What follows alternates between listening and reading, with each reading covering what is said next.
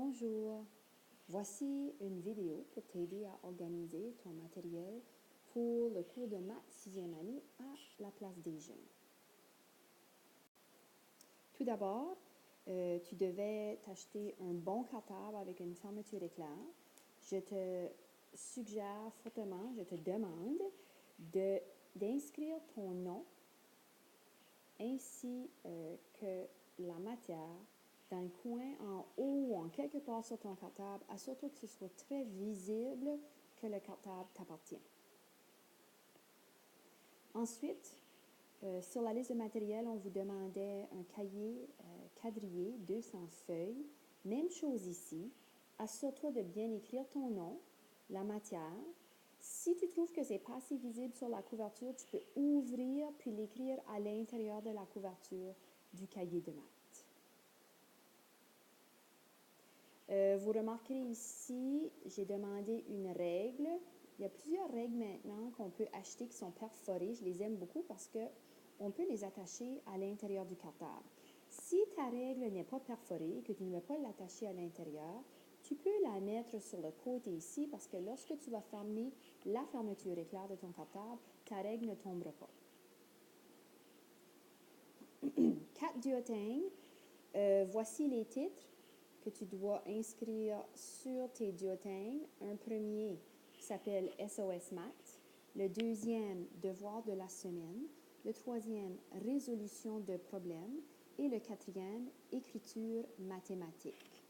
Si tu as une pochette, à l'intérieur de ton cartable, je te recommande de glisser les duothèmes à l'intérieur. Tu n'auras pas toujours tes 4 duothèmes dans ton cartable de maths. Je vais en récupérer au moins 2 à la rentrée scolaire qu'on gardera en classe, mais SOS Maths et Devoir de la semaine, tu vas apporter ça à la maison sur une base régulière. Et les petites choses qui sont quand même importantes, une calculatrice très simple. Normalement, dans les cartables avec une fermeture éclair, il y a une pochette avec une fermeture éclair à l'intérieur. Donc, tu peux glisser ta calculatrice. Tu vois ici, c'est une calculatrice très simple de base. Tu n'as pas à t'acheter une calculatrice beaucoup plus compliquée. Voici ce que je te demande. De trouver une calculatrice que les boutons sont plutôt gros. J'ai vu plusieurs élèves par le passé s'acheter des tout petites calculatrices et puis quand ils poinçonnent les numéros, parce que les boutons sont petits, ils se trompent de numéro. Donc, on sait qu'est-ce qui se passe dans ce temps-là, on fait des erreurs. Aussi, je te demande de glisser au moins un marqueur effaçable, une gomme à effacer et un crayon dans cette même pochette. Alors, si tu oublies ton